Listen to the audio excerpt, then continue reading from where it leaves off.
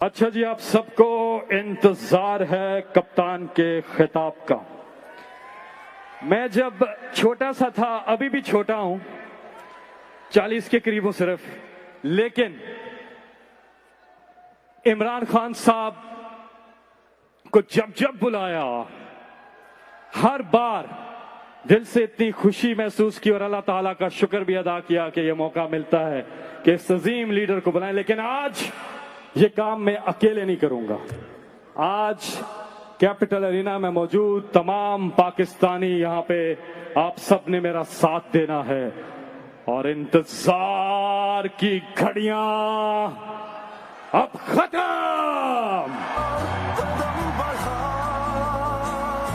अब से चंद ही लम्हों में हम बुलाने जा रहे हैं एक साथ मिल के उस लीडर को जिसने अपने मुल्क के लिए, अपनी धरती के लिए अपना सब कुछ छोड़ दिया। सिर्फ एक मिशन कि पाकिस्तान के हालात बदलने हैं। आप अनथक मेहनत कर रहे हैं। पाकिस्तानियों, मेरे साथ मिलके आप बुलाएंगे उनको जो है पाकिस्तान की शान है। आप पाकिस्तान की आन है। आप पाकिस्तान की पूरी दुनिया में पहचान है। आप पाकिस्तान के खान है। आप वजीर आजम पाकिस्तान है। आप इमरान खान है।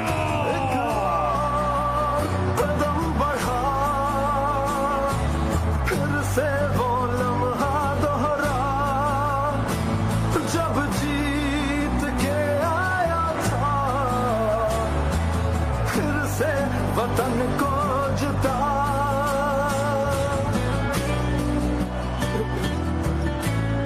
बिस्मिल्लाहिर्रहमानिर्रहीम। इय्याका नअबुदु व इय्याका नस्तईन।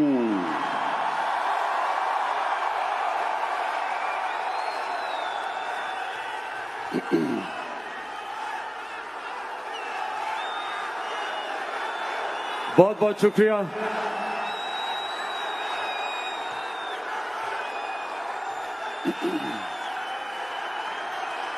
बहुत बहुत शुक्रिया आपका।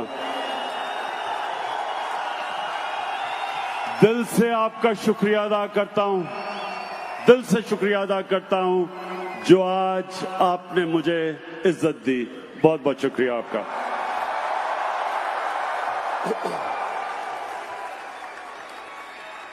अच्छा, वॉशिंगटन में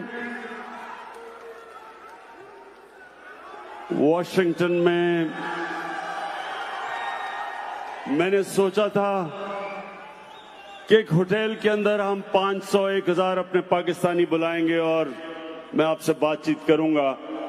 मैं सोच भी नहीं सकता था कि इतने बड़े स्टेडियम में आपसे बातचीत होगी।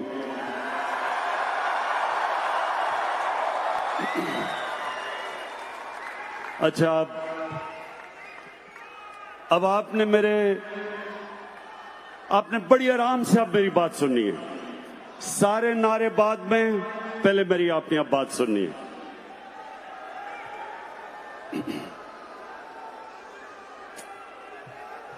मेरे पाकिस्तानी अमेरिकन, नहीं अभी नहीं बन गया हूं।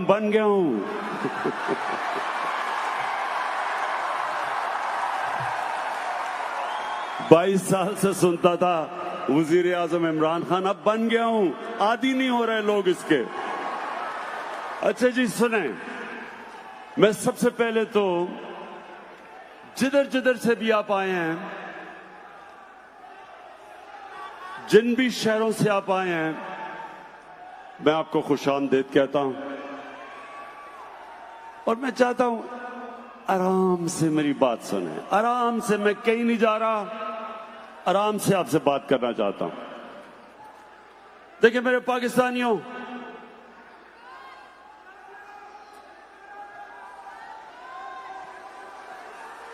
एक चीज एक चीज आपने याद रखनी है कि ये जो अल्लाह ने हमें मुल्क दिया, सुने आराम से, पाकिस्तान जो अल्लाह ने हमें मुल्क दिया, ये किसी को भी अंदाजा नहीं है कि ये अल्लाह की कितनी बड़ी नेमत है। ये हमारा मुल्क, ये अल्लाह ने एक खास नेमत के तौर पे हमें दिया। और मेरे पाकिस्तानियों, ये वो मुल्क है जो इंशाअल्लाह ये हर साल आप इसको तब्दील होते देखेंगे। ये हर साल मुल्क ऊपर जाता रहेगा।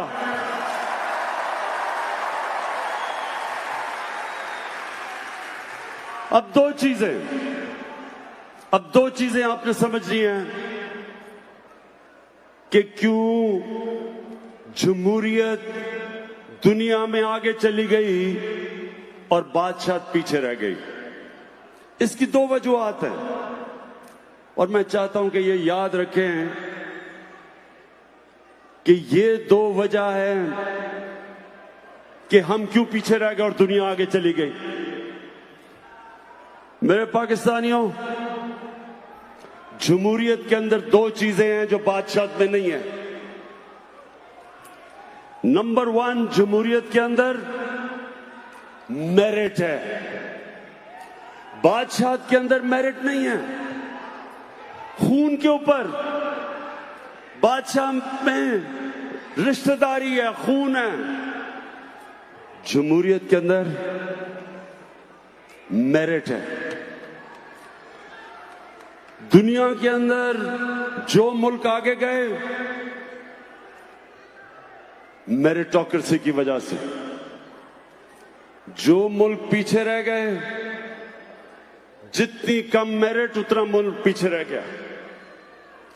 मैं आपको सिंपल मिसाल देता हूं, क्रिकेट की मिसाल देता हूं। क्रिकेट में ऑस्ट्रेलिया दुनिया की वो टीम है जो दुनिया में सबसे कामयाब रही है। क्यों कामयाब है? क्योंकि ऑस्ट्रेलिया के अंदर जो उनका निजाम है वो सारा टैलेंट ऊपर ले आता है, मेरिट है। पाकिस्तान, मैं आप सबके सामने कहता हूं, मैं दुनिया में क्रिकेट खेला हूं, सबसे ज्यादा दुनिया में अगर मैंने क्रिकेट का टैलेंट देखा तो वो पाकिस्तान में।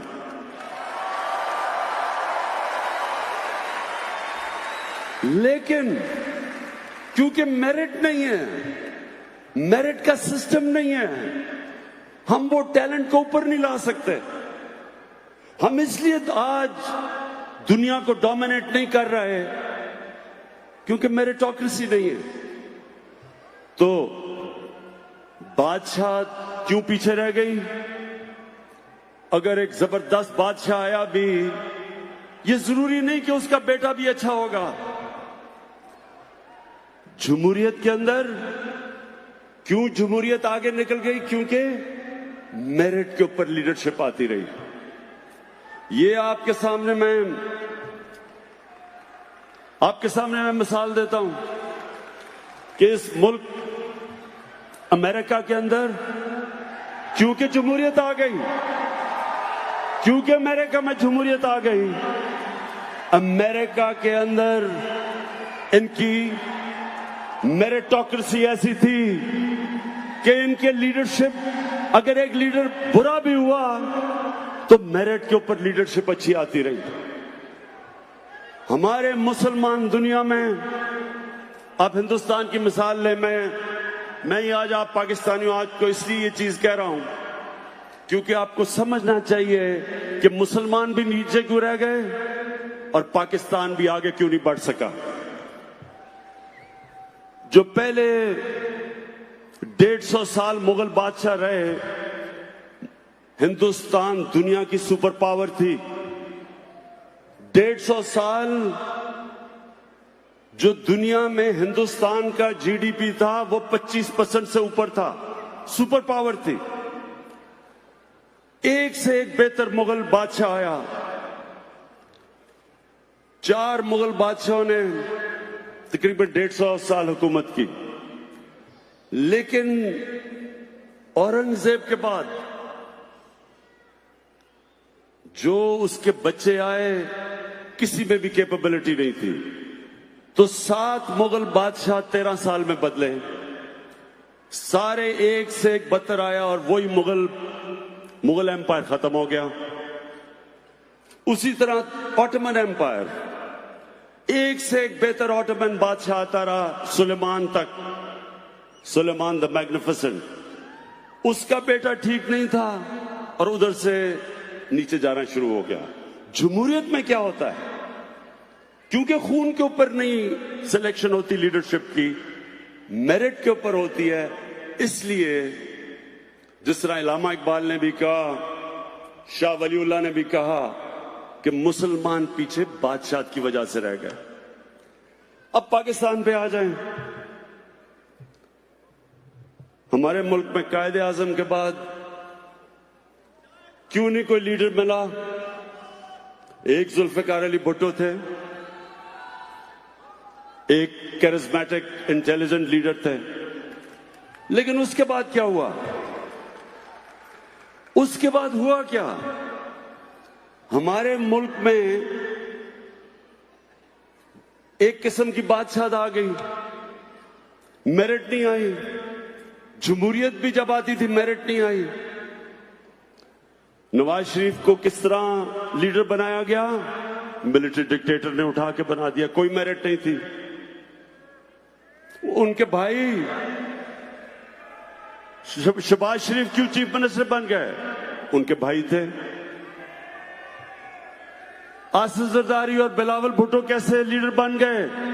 कागज के पर्चे पे कहा कि जनाब हमारी वालदा हमें छोड़ गई है। उधर वली खान की फैमिली, वो भी फैमिली सिस्टम आ गया। उधर मौलाना फजलुर रहमान, उसके भाई भी और उसके बच्चे आ गए।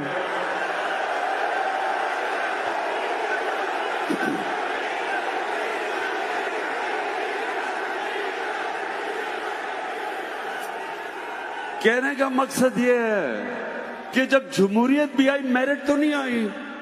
सो ये प्लीज याद रखें कि नंबर 1 चीज कि जिस माशरे में मेरिट नहीं होती वो आगे नहीं बढ़ता। आज चाइना आप चले जाएं, चाइना की जो कम्युनिस्ट पार्टी है उसको स्टडी करें, बेहतरीन मेरिट का सिस्टम है। चाइना की कम्युनिस्ट पार्टी, जिस तरह हमने पूरा, उन्होंने मुझे प्रेजेंटेशन दी, जबरदस्त सिस्टम है। वो सारे मुल्क से बकायदा देखते हैं कि कोई हर फील्ड में मेरिट ऊपर कैसे आ रहा है।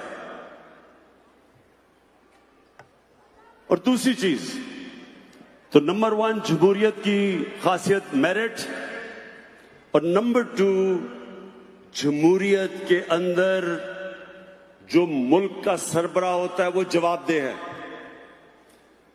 हजरत उमर मदीना की रियासत के अंदर, हजरत उमर जैसे एक अजीम लीडर को आम आदमी खड़ा होकर पूछता है कि किधर से आपने ये पैसा आया जो आपने कपड़े पहने हुए हैं? लीडर जवाब देता। हजरत उमर ने ये नहीं कहा कि तुम्हारी मिजाल है मेरे से पूछो, या जो आजकल पाकिस्तान में हो रहा है ये नहीं कहा कि पता नहीं मैं कौन हूं। हजरत उमर ने जवाब दिया। लीडर जवाब देता। बरतानिया के अंदर जब जमहूरियत की शुरुआत हुई, मैग्ना कार्टा में 800 साल पहले, तो क्या कोशिश थी कि लीडर को, जो बादशाह था, उसको कानून के नीचे लेके आए। और वो स्ट्रगल एंड में चलती चलती चलती उन्होंने, उनका बादशाह भी था तो वो भी जवाब देता। तो ये याद रखें, ये दूसरी चीज, जमहूरियत तब कामयाब होती है जब लीडरशिप जवाबदेह होती है। अब दूसरा हमारा देख ले पाकिस्तान का प्रॉब्लम। जब इनसे जवाब लेते हैं कहते हैं इंतकामी कार्रवाई हो गई। जब जब जब अदालत फैसला करती है तो कहते हैं क्यों निकाला।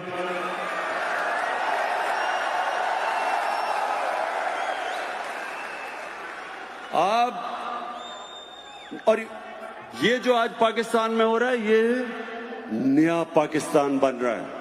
कभी इन लोगों से जवाब नहीं लिया गया था, कभी लीडरशिप से जवाब नहीं लिया गया था। लोग कहते हैं ना जी कि किधर है नया पाकिस्तान। आपकी आंखों के सामने नया पाकिस्तान बन रहा है।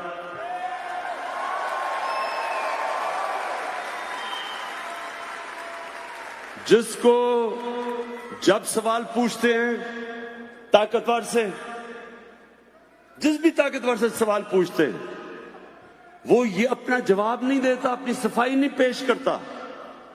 वो कहता है इंतकामी कार्रवाई है। एक तो सारे मेरी तारीफ करना शुरू कर देते हैं। जिससे पूछो, शाहिद खाकान अब्बासी से पूछो, आसिफ जरदारी से पूछो, नवाज से पूछो, शहबाज, सारे मुझे कहते हैं कि जी इमरान खान करवा रहे हैं। क्या करवाया इमरान खान ने? सारे केसेस इनके ऊपर पुराने हैं, हमने कोई केस नहीं किया। ये इनके जमाने के केसेस हैं। हमने सिर्फ इदारों को आजाद किया है, हमने सिर्फ नैब को आजाद किया है, हमने FIA को आजाद किया है। मेरे पाकिस्तानियों, नबी सल्लल्लाहु अलैहि वसल्लम उन्होंने कहा था कि तुम्हारे से पहले बड़ी कौमें बर्बाद हुई जिधर एक कानून ताकतवर के लिए और दूसरा कमजोर के लिए। हमारे सामने, हमने अपनी आंखों के साथ सामने पाकिस्तान को नीचे जाते देखा। मैं जब बड़ा हो रहा था 1960s के अंदर पाकिस्तान सबसे तेजी से तरक्की कर रहा था बर्रे सगीर में, बल्कि एशिया में पाकिस्तान की मिसाल दी जाती थी। वो मुल्क जो सबसे तेजी से तरक्की कर रहा था, इंडस्ट्रियलाइज हो रहा था। हमारी ब्यूरोक्रेसी सारी एशिया में सबसे टॉप पे ब्यूरोक्रेसी मानी जाती थी। हमारे हॉस्पिटल, मैं गवर्नमेंट हॉस्पिटल में पैदा हुआ था। गवर्नमेंट हॉस्पिटल का बेहतरीन स्टैंडर्ड था। हमारी यूनिवर्सिटीज की डिग्रीज दुनिया में एक्सेप्ट होती थी। मिडिल ईस्ट से लोग हमारे पाकिस्तान में पढ़ने आते थे। एचएसएन कॉलेज जिधर मैं पढ़ा हूं, वहां मलेशिया के शहजादे आके पढ़ते थे, बाहर से लोग आके पढ़ा करते थे पाकिस्तान में। और वही पाकिस्तान को हमने आहिस्ता आहिस्ता नीचे जाते देखा। और वो नीचे क्यों गया? एक तो बदकिस्मती से जो 70s में एक सोशलिज्म आई, जो ना सोशलिज्म थी, ना तीतर था ना बटेर था, उसकी वजह से हमारी इंडस्ट्रियल ग्रोथ रुक गई। लेकिन असल तबाही 1985 के बाद आई। 1985 के बाद नॉन पार्टी इलेक्शंस में पहली दफा पैसा चलना शुरू हुआ। पहली दफा सियासत के अंदर रिश्वत चलनी शुरू हुई। पहली दफा सियासत के अंदर डेवलपमेंट फंड्स के नाम पे सियासतदानों को खरीदा गया। छांगा मांगा में, रेस्ट हाउस में सियासतदानों को नीलाम किया गया। और हमने अपनी सामने पाकिस्तान को नीचे जाते देखा। तो आज हम जब इस मुल्क को उठा रहे हैं, ये दो चीजें हमने लेके आनी है। एक कि जो भी पब्लिक ऑफिस होल्डर है, जो मुल्क का सरबराह है, वो कौम को जवाब दे।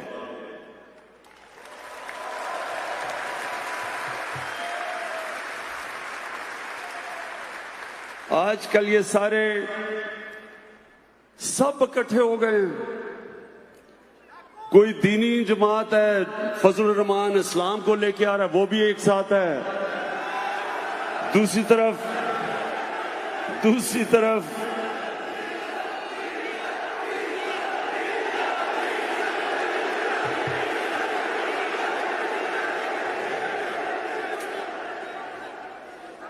वो कह रहे हैं कि पहली दफा पाकिस्तान की असेंबली डीजल के बगैर चल रही है। तो फजल रहमान, दूसरी तरफ सेकुलर बिलावल भुट्टो, वो भी साथ मिल गया। फिर नून लीग, जिसका पता ही नहीं कि वो क्या है, वो भी साथ है। सब इकट्ठे हैं। इनका सब एक मकसद है, सिर्फ एक मकसद है। इनका सिर्फ एक मकसद है। क्या है? बताएं क्या है कि मकसद? 3 लफ्ज सुनना चाहते हैं मेरे से, NRO, यानी कि जो अब तक इक्तदार में बैठ के मुकमुका है, सब एक चीज चाहते हैं। तो नंबर 1, ये मैं आज आप सबके सामने कहना चाहता हूं, दुनिया इधर उधर हो जाए,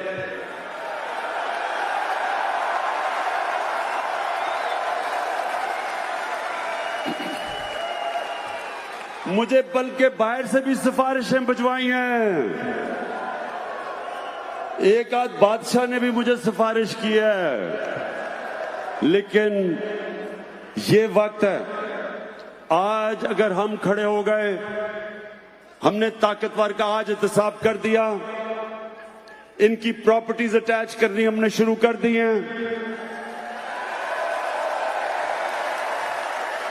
इनकी बेनामी प्रॉपर्टीज हमने पकड़नी शुरू कर दी हैं।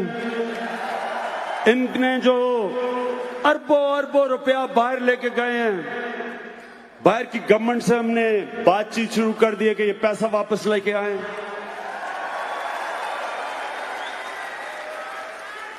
और ये याद रखना कि ये है वो वक्त जब पाकिस्तान बदलेगा, आपके सामने बदल रहा। और दूसरी चीज, हमने पाकिस्तान में मेरिटोक्रेसी लेके आनी है, मेरिट का सिस्टम लेके आना है। मैं आप सबसे ज्यादा, मैं भी एक ओवरसीज पाकिस्तानी बड़ी देर रह चुका हूं। मैं 18 साल की उम्र में बाहर गया,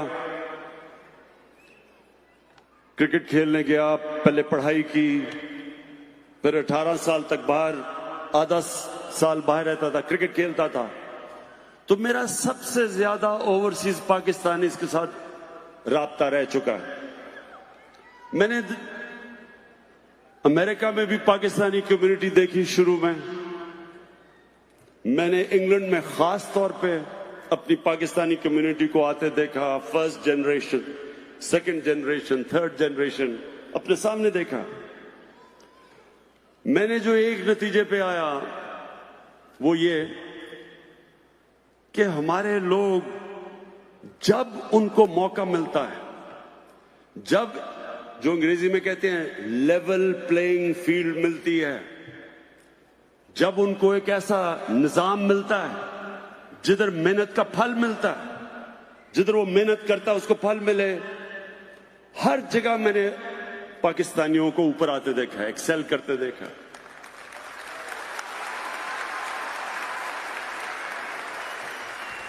क्योंकि पाकिस्तान में मेरिट नहीं, मौके नहीं मिलते, क्योंकि पाकिस्तान के अंदर वो सिस्टम ही नहीं जो मौका देता है आम आदमी को ऊपर आने का। हमारा तालीम का सिस्टम नहीं ऊपर आने देता। किस मुल्क में है इंग्लिश मीडियम थोड़े से तबके के लिए, उर्दू मीडियम बाकियों के लिए, फिर दीनी मदरसे? किस मुल्क में 3 सिस्टम चलते हैं? हमारा तालीम का निजाम ही हमारे निचले कमजोर तबके को ऊपर नहीं आने देता। एजुकेशन अपार्थाइड है। और यहां इधर मौके मिलते हैं लोगों को। मैंने अपनी आंखों के सामने मजदूर देखे आते हुए इंग्लैंड, उनके बच्चे मुफ्त गवर्नमेंट स्कूलों में पढ़े और वो देखते देखते किधर से किधर पहुंच गए। तो क्यों नहीं कर सकते हम अपने मुल्क में? और इंशाअल्लाह ये है पहली दफा पाकिस्तान में, अब ये पहली दफा हो रहा है पाकिस्तान में कि हम गवर्नमेंट स्कूलों के अंदर सिस्टम ठीक कर रहे हैं, एक सिलेबस लाने की कोशिश कर रहे हैं सारे स्कूलों के अंदर कि एक मेन सिलेबस हो सबके लिए।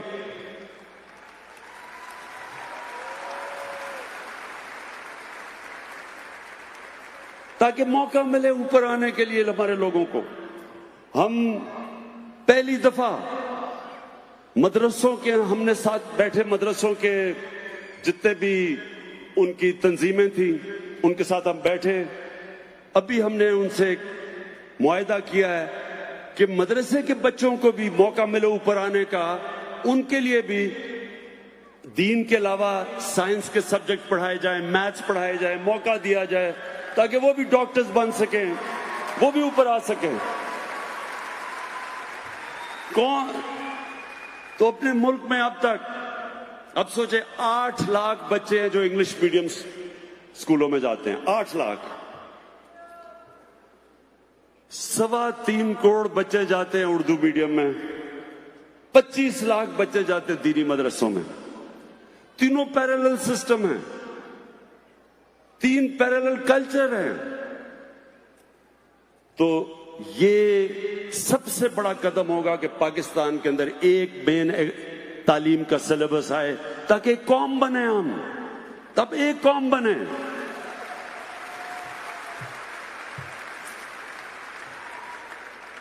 और मेरिट का सिस्टम तब आएगा पाकिस्तान में जब ये जो खानदानों की सियासत है ये खत्म हो, ये जो जागीरदाराना निजाम है ये खत्म हो। और ये पहली पार्टी है आपकी, तहरीक इंसाफ पहली पार्टी है। कोई इमरान खान का रिश्तेदार किसी ओहदे पे नहीं है, कोई मेरा दोस्त किसी ओहदे पे नहीं है। ये पहली पार्टी है जो मेरिट के ऊपर लोग आ रहे हैं। और इंशाल्लाह इस पार्टी से हम आपको नए लीडर निकाल के दिखाएंगे। जिस तरह मुराद सईद एक आम स्टूडेंट से उठ के एक लीडर बन गया है, फेडरल मिनिस्टर है आज, किसी का रिश्तेदार नहीं है। और हमाद अजहर अभी एक हमारा नया लीडर उभरा है जिसको फिर हमने फेडरल मिनिस्टर बनाया है। कहने की मैं ये कोशिश कर रहा हूं कि ये मुल्क, हमारा मुल्क आपके सामने उठेगा। आपके सामने आप देखेंगे कि सिर्फ हम निजाम ठीक करके मौका देंगे निचले तबके को ऊपर आने का। मैं आपको एक मिसाल देता हूं नमल यूनिवर्सिटी की। मैंने नमल यूनिवर्सिटी क्यों बनाने का फैसला किया? क्योंकि मियांवाली के अंदर मैं जब हल्के में फिरता था तो बेरोजगारी थी, नौजवान बेरोजगार फिर रहा था, जुर्म की तरफ जा रहा था, मंशियात की तरफ जा रहा था। तो मैंने सोचा एक टेक्निकल कॉलेज बनाऊंगा ताकि हुनर सीखे। लेकिन वो जगह इतनी खूबसूरत थी कि मैंने यूनिवर्सिटी बना दी। अब आप ये सोचें कि वहां उर्दू मीडियम के बच्चे, उनको पहले हमने अंग्रेजी पढ़ाई, फाउंडेशन कोर्स करवाया, ब्रैडफोर्ड के साथ वो यूनिवर्सिटी की एफिलिएशन करी। ब्रैडफोर्ड इंग्लैंड की यूनिवर्सिटी थी। मैं आपको अब ये समझाने की कोशिश कर रहा हूं कि कितना बड़ा टैलेंट हमारा नीचे है पाकिस्तान में, जिसको मौका नहीं मिलता ऊपर आने के लिए। वही बच्चे उर्दू मीडियम स्कूल से उठ के पहले इंग्लिश सीखी, फिर ब्रैडफोर्ड यूनिवर्सिटी की डिग्री उन्होंने बैठ के ली। और ब्रैडफोर्ड यूनिवर्सिटी में सिर्फ 12 या 13% बच्चों को फर्स्ट डिवीजन मिलती है। नमल में 55 से 60% बच्चों ने फर्स्ट डिवीजन ली। तो आप ये खुद सोचें कि कितना ज्यादा हमारा टैलेंट जाया हो रहा है पाकिस्तान में, क्योंकि हमारा निजाम ही एलीट का है, ऊपर ही नहीं आने देता लोगों को। तो सबसे ये दूसरा बड़ा हमारा चैलेंज है। लेकिन मैं आज अपने इतने बड़ा क्राउड जो पाकिस्तानी आए हुए, मैं आपको एक और चीज कहना चाहता हूं कि हमने जितना जितना टाइम गुजरता जा रहा है, ये 10 महीने, मैंने खुद, मुझे अंदाजा नहीं था कि अल्लाह ने पाकिस्तान को क्या क्या दिया।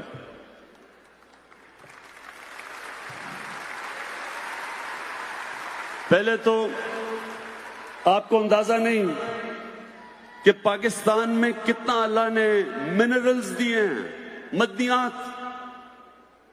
जो पाकिस्तान के पास तांबे के जखीरे हैं वो दुनिया में 4-5 बड़े मुल्कों के मुकाबले में हैं। अरबों अरबों डॉलर के जखीरे पड़े हुए वहां। और हमारी बदकिस्मती देखें कि एक रेको डिक के अंदर अच्छा भला वहां बाहर से कंपनी आई, काम शुरू होने लगा था।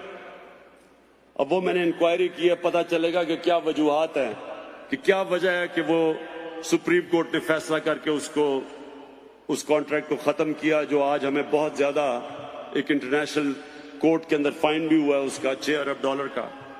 लेकिन ये सोचें कि वो जो वहां अंदाजा लगाया जाता है कि $200 अरब के तो वहां सिर्फ एक जगह पे तांबे के रिजर्व्स और सोना पड़ा हुआ है, तो 10 साल से कोई काम ही नहीं हो रहा क्योंकि कोर्ट केस हो गया।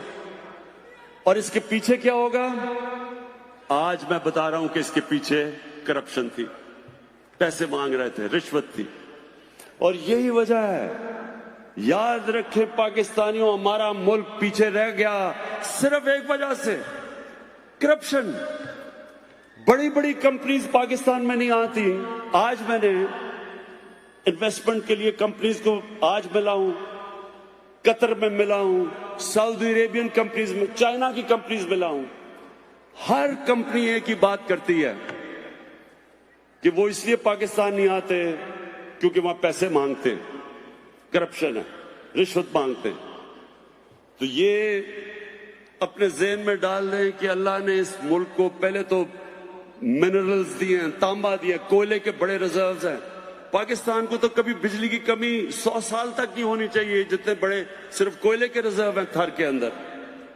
180 अरब टन का कोयला पड़ा हुआ है पाकिस्तान में, 180 अरब टन।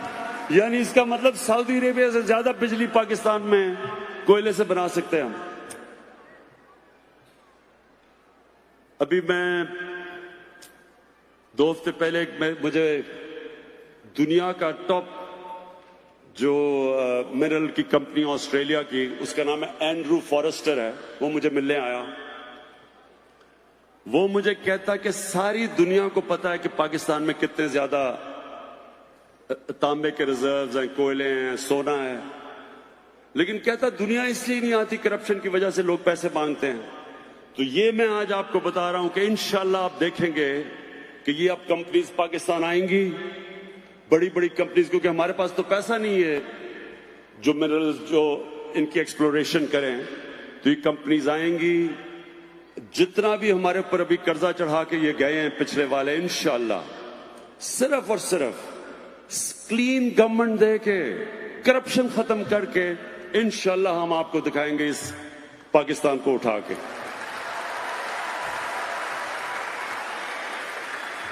हम चाइना गए, अब ये सुना जरा, जो हमें अल्लाह ने जमीन दी है, ये जो हमारे पास जमीन है, ये जरखेज तरीन जमीन है। हम अभी चाइना गए, चाइना की कंपनीज से हमने एमओयू साइन किया सीपैक के अंदर। तो उन्होंने हमें बताया कि पाकिस्तान में जो गाय की एवरेज कि कितना गाय दूध देती है, 6 लीटर। पाकिस्तान में 6 लीटर है एवरेज गाय का। चाइना के अंदर 20 से 24 लीटर है। अब सिर्फ ये सोच ले कि अगर हम 6 से 12 लीटर कर दे तो पाकिस्तान में दूध एक्सपोर्ट हम कर सकते हैं। मैं सिर्फ आपको मिसालें दे रहा हूं कि इस मुल्क में अल्लाह ने इतना कुछ दिया है, लेकिन हमने ना इसके ऊपर इन्वेस्टमेंट की, ना तवज्जो दी। तो इंशाल्लाह जो चाइना से हमने अब साइन किए हैं कॉन्ट्रैक्ट्स सीपैक के अंदर, और जो हमारे से एमओयू साइन किए हैं, वो हमारे तो हर इशू, हर जगह टेक्नोलॉजिकल हमारे लिए मदद भी कर रहे हैं, इंडस्ट्री रीलोकेशन कर रहे हैं सीपैक के अंदर। तो इंशाल्लाह आप देखेंगे आने वाले दिनों में कि हम पाकिस्तान को हर चीज में, इंडस्ट्री में भी आप देखेंगे डेवलपमेंट। और वो जो मेरा ख्वाब है कि एक दिन बाहर से दुनिया पाकिस्तान में नौकरियां ढूंढने आएगी।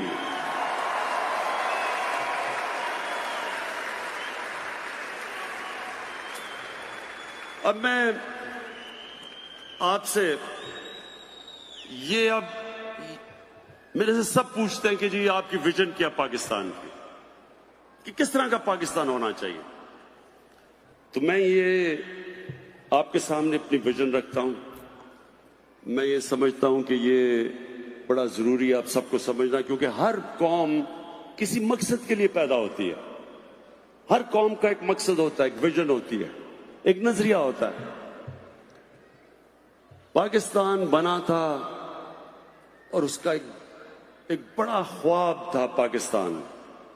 इलामा इकबाल और कायदे आजम, जो एक लीडर को मैं मानता हूं, कायदे आजम को, और इलामा इकबाल जो शायद ही इतना बड़ा मुसलमान दुनिया में कोई ज़हन हो पिछले 500 साल में, तो इनकी क्या थी।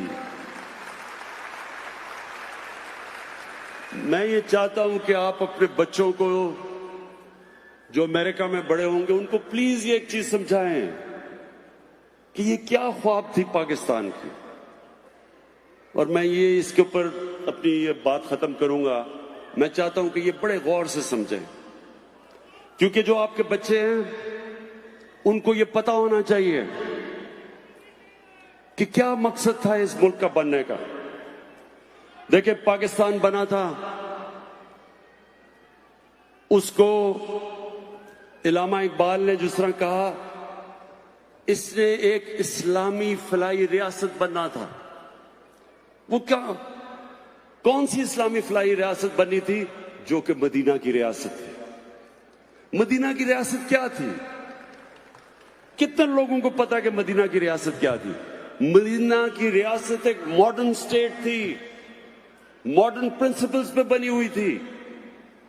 वो जो कुरान शरीफ के अंदर अल्लाह ने हमें कहा है कि नबी सल्लल्लाहु अलैहि वसल्लम की सुन्नत पे चलो, उनके रास्ते पे चलो, उनकी शरिया पे चलो, उनकी शरिया मदीना की रियासत थी। मदीना की रियासत के क्या असूल थे, ये आप मेरे बड़े गौर से आपने मेरी बात सुननी है।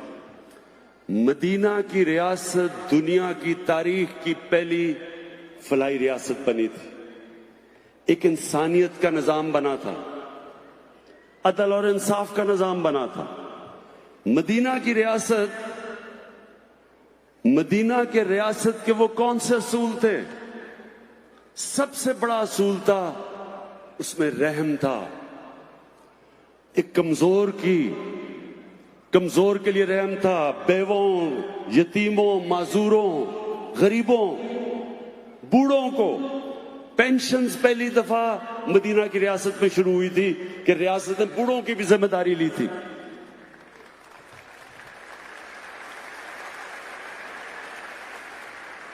पैसे नहीं थे, वो गरीब थे, उनके साथ दो सुपर पावर्स थी, पर्शियन एम्पायर और रोमन एम्पायर।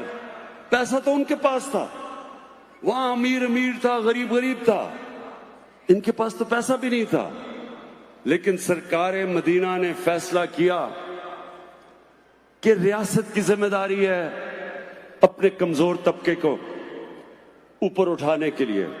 पहली दफा प्रोग्रेसिव टैक्सेशन निकली, जो आजकल मगरिब में आप देखते हैं। प्रोग्रेसिव टैक्सेशन, पैसे वालों से टैक्स लिया और कमजोरों के ऊपर खर्च किया। ये पहली दफा हुआ था, उससे पहले कोई कॉन्सेप्ट नहीं था। उससे पहले बादशाह अमीर और उसके इर्द गिर्द अमीर, बाकी कौम गरीब। ये जो प्रोग्रेसिव टैक्सेशन, पैसे वालों से लेके गरीबों को देना, ये पहली दफा मदीना में हुआ था। फिर ख्वातीन को राइट्स दिए गए थे, वो भी रेवोल्यूशन थी। पहली दफा ख्वातीन को हिस्सा दिया गया था जायदाद के अंदर। आज तक मुझे अफसोस से कहना पड़ता है कि आज तक पाकिस्तान में हम, स्वाय थोड़े से शहरों के, देहात में आज तक हम औरतों को उनका हिस्सा नहीं देते जायदाद में। ये तहरीक इंसाफ अब कानून लेके आ रही है कि ये कानून उनको देना पड़ेगा, हमारी औरतों को हिस्सा। फिर पहली दफा गुलामों को सरकार मदीना ने कैसे उठाया? उन्होंने कहा कि गुलामों को आपने बिल्कुल उस तरह ट्रीट करना है जिस तरह वो आपका फैमिली का मेंबर है। उन्होंने जो गुलामों, आप ये सुने जरा, कितनी दुनिया में जो ब्लैक अफ्रीकन हैं, कितना उनसे जुल्म हुआ दुनिया में देख लें। लेकिन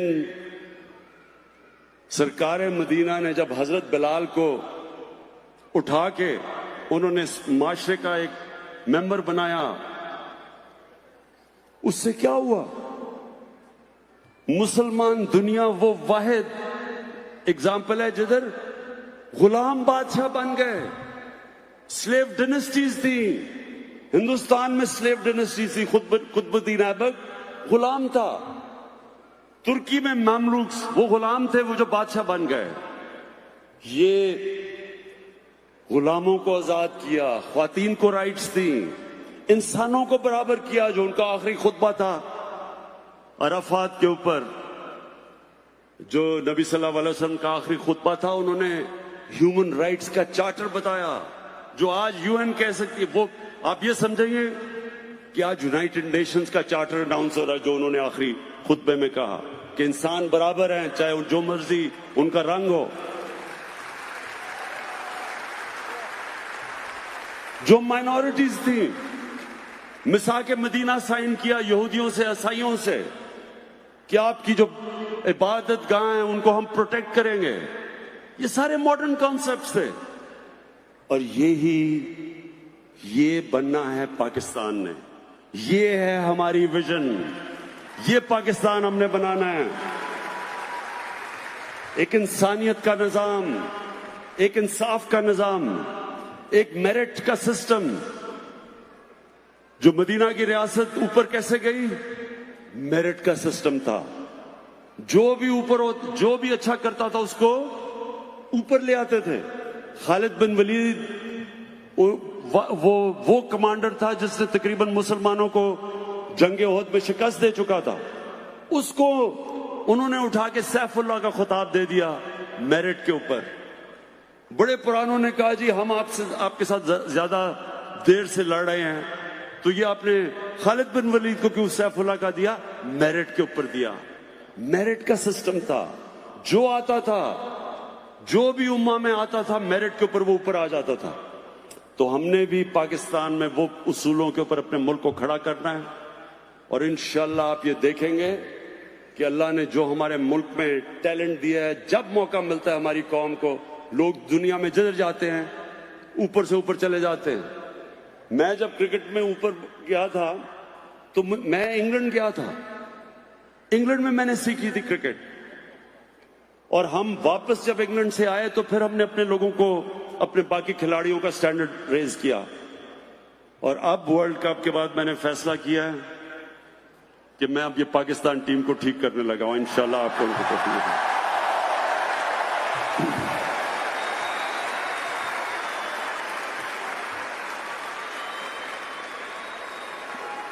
काफी मायूसियां हो चुकी हैं। इंशाल्लाह जो अगला वर्ल्ड कप में आप जो पाकिस्तानी टीम देखेंगे, अभी मेरे ये लफ्ज याद रखना कि वो टीम बिल्कुल एक ऐसी प्रोफेशनल टीम आपको लेके आएंगे ग्राउंड के अंदर, बेस्ट टीम लेके आएंगे। और सिस्टम ठीक करेंगे, निजाम को ठीक करेंगे। निजाम ऐसा लेके आएंगे कि इंशाल्लाह बेहतरीन टैलेंट पाकिस्तान का ऊपर आएगा। एक फर्स्ट क्लास स्ट्रिक्ट, वो इंशाल्लाह मैं आपको करके दिखाऊंगा। उसी तरह बाकी खेलों के अंदर। लेकिन मेरी आखिर में, हाँ, पीआईए की फिक्र ना करें, मुझे पीआईए का भी पता है, पीआईए का भी हम ठीक कर रहे हैं। आपको ये मैं बता दूं, जब हमें इक़्तिदार मिला, आप यकीन करें, एक इदारा नहीं था जो रिकॉर्ड खसारा नहीं कर रहा था। पीआईए, वफदा, रेलवे, जो भी इदारा ले, बिजली यानी गैस, सब नुकसान कर रहे थे। और अभी भी ये पूरी जंग चली हुई है। ये इंशाल्लाह हमारा एक थोड़ा मुश्किल वक्त है। ये हमारा मुश्किल वक्त है, 4 महीने 6 महीने साल तक रहेगा। लेकिन इंशाल्लाह हम आपको पाकिस्तान को निकाल के दिखाएंगे, इस मुल्क को अपने पैर पे खड़ा करेंगे। जो ताजर आज पाकिस्तान में कह रहे हैं कि हम रजिस्टर नहीं होंगे, सब सुन लें मेरी बात कि जो कर्जा पाकिस्तान पे चढ़ा हुआ है सारे ताजरों को रजिस्टर होना पड़ेगा। और अगर सब मिलके थोड़ा थोड़ा टैक्स दें, कोई मुश्किल नहीं है पाकिस्तान को कर्जों की दलदल से निकालना। लेकिन यह नहीं होगा कि मुल्क, आज सुने जरा पाकिस्तान का हाल क्या है, जो हमें पाकिस्तान मिला था। पहले सबसे कम टैक्स पाकिस्तानी देते हैं, दुनिया में सबसे कम टैक्स जीडीपी रेशियो है पाकिस्तान का। ऊपर से जो इन्होंने कर्जे चढ़ाए, अच्छा मैं जरा आपकी नॉलेज टेस्ट करना चाहता हूं, 10 साल पहले कितना पाकिस्तान का कर्जा था?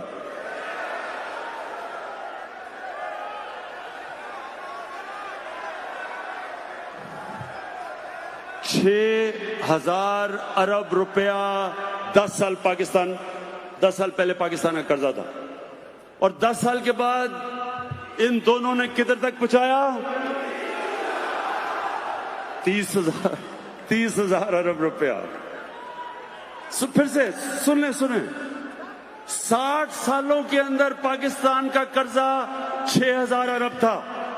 60 सालों में, 10 सालों में इन दोनों ने 6 से 30 अरब पे कर्जा लेके गए। क्या किया इस कर्जे का? मुझे बताएं तो सही, पैसा गया किधर? किधर गया पैसा ये? और ये पैसा हमने इनसे निकालना है।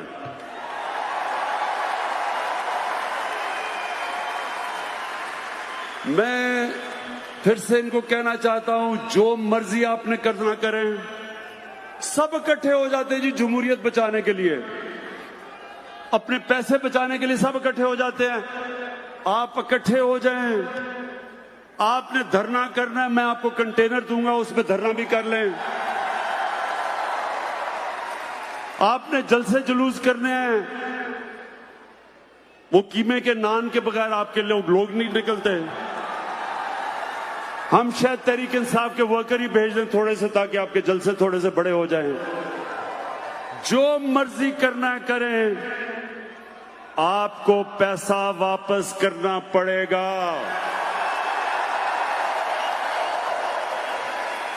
नवाज शरीफ कहते हैं जी मैं खाना घर से मंगवाऊंगा, खाना अच्छा नहीं है जेल का। फिर कहते हैं जी एयर कंडीशन लगा दो जेल में, अब टीवी चाहिए जेल में।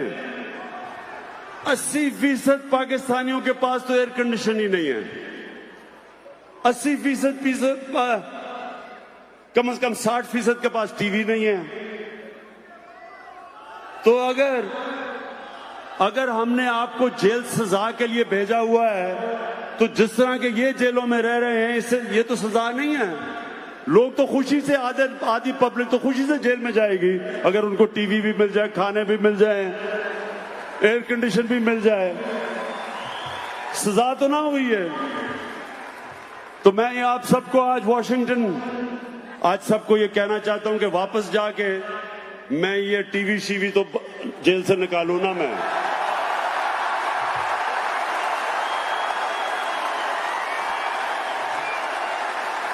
एयर कंडीशन भी निकालें जेल से।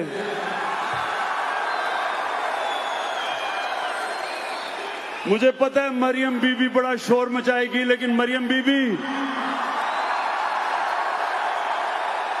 पैसा वापस कर दें, वो जेल से बाहर जा सकते हैं। पैसा वापस कर दें। एक तरफ हमारी कौम, हमारे लोगों के पास ना अच्छा अस्पताल है, ना स्कूल है, ना साफ पीने का पानी है कई जगह, क्योंकि पैसा नहीं है हमारे पास। और दूसरी तरफ आप जेल में फैसिलिटीज इसलिए। और आसिफ जरदारी दूसरे जेल में है, जरदारी का भी मैं देख रहा हूं, वो जेल में जाता है, अस्पताल चला जाता है, सारा टाइम अस्पताल में गुजार लेता है।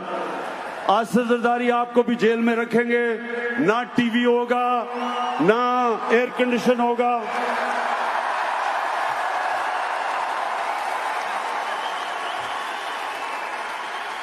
बड़ा आसान है जेल से निकलना, पैसा वापस करो, हम जेल से आपको निकाल देंगे।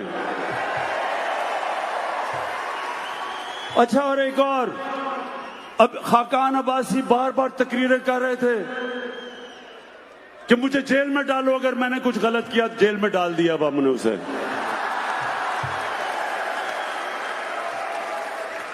अच्छा, मौलाना फजल रहमान,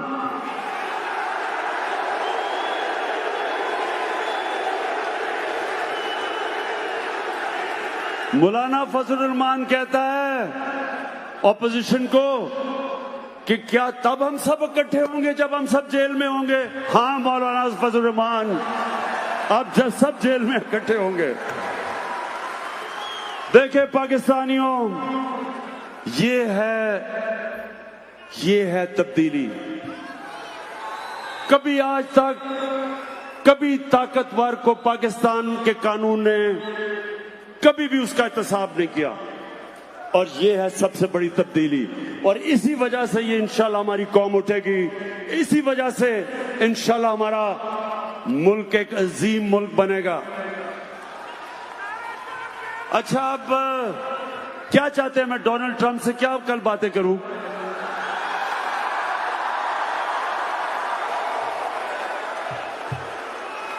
मैं पर्चियां लाया हूं जेब में, मैं पर्चियों से पढ़ूंगा बैठ के।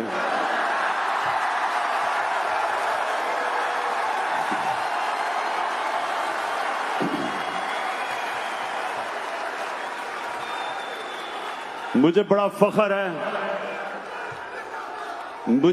फख्र है इस चीज पे कि मैं पहले दिन से कह रहा था कि अफगानिस्तान में कोई मिलिट्री सॉल्यूशन नहीं है।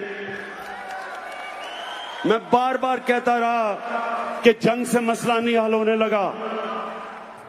मुझे हर किस्म की मुझे बुरा भला कहा गया, दहशतगर्द कहा गया, तालिबान खान कहा गया, पता नहीं क्या क्या कहा गया, लेकिन अल्लाह अल हक है, सच का खुदा है। आज सारी दुनिया कह रही है कि अफगानिस्तान में मिलिट्री सॉल्यूशन नहीं। तो इंशाल्लाह मैं आपका केस रखूंगा डोनाल्ड ट्रंप के सामने, आपको बिल्कुल इंशाल्लाह शर्मिंदा नहीं होने दूंगा।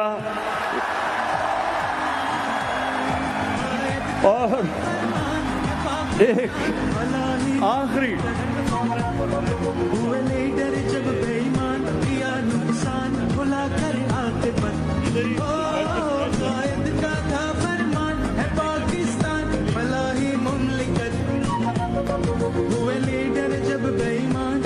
नुकसान भुलाकर आकबत। अब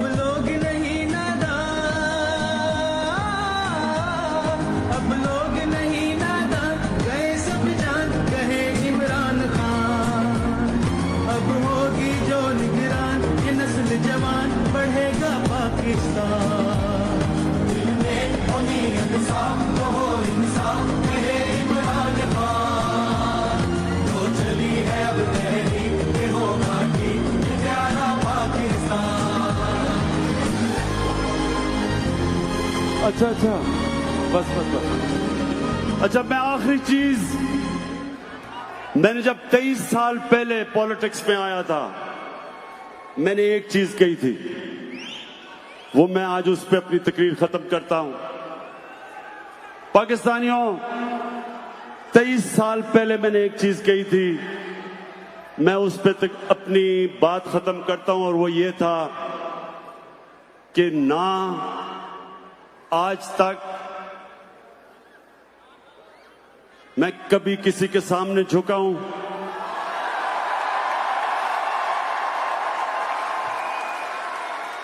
सिवाय अल्लाह के, और इंशाअल्लाह कभी अपनी कौम को किसी के सामने नहीं झुकने दूंगा, इंशाअल्लाह।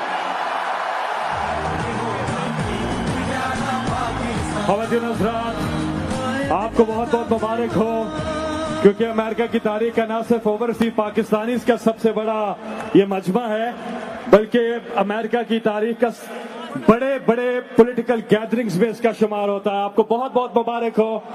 और जो ट्रेंड की बात कर रहा था, डीसी में नंबर 1, पाकिस्तान में नंबर 1 और दुनिया में टॉप 3 में चला गया इमरान खान का जलसा।